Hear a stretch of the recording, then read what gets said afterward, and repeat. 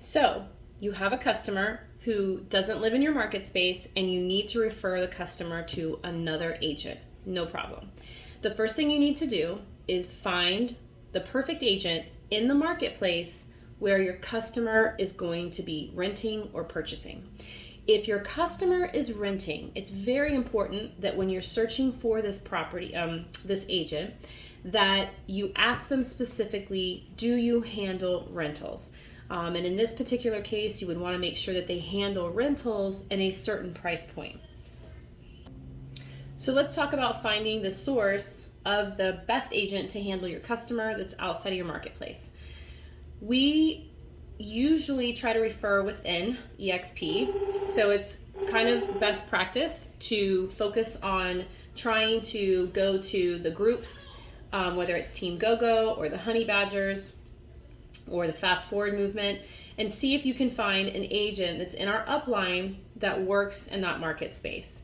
If that's not working for you, then there's a number of different other ways you can do it. As you know, Zillow is a resource for everybody. It's not always right, but you can find great reviews for agents in other market spaces through Zillow. Now, it's important that you know that you're referring it to someone who has time to do it, because remember, you do want to get paid. So one of the qualifying questions that I always ask the agents that I'm referring properties to is, are you busy? Do you have a lot of volume? Are you going to pawn this off onto somebody else? And if that's the case, maybe I want to pull somebody else. So it's good to have someone who's busy and is doing real estate full time. And that's another key. Do you do real estate full time? But it's also important that they're not so busy and so successful that they don't have time for your client. Because again, remember, you'd like to get a piece of that action.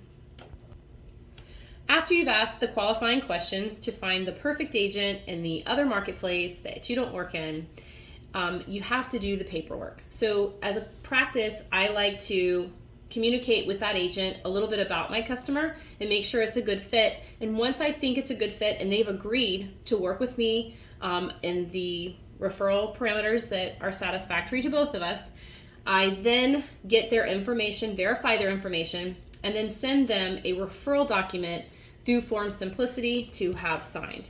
Once you have all those papers signed and you know exactly who you're referring your business to and they know exactly who's going to get paid, when they close that customer, you then you release the information of the prospective buyer. And you want to make sure that you have all of the names, all the detailed information that you normally get when you're going to start to work with a customer. You'd love to have this person make a good first impression, have a background on your customer, so that they have confidence in the person that you have selected for them to help them find their next home.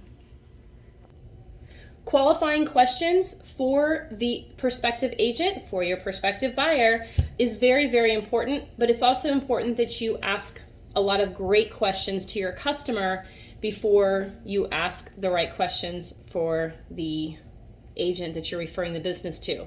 So hopefully at some point I will have a great qualifying questions video or document that I can share with you. But if you're in a jam and I haven't made that yet, you are welcome to give me a call and we'll go through it over the phone. Hope that was helpful.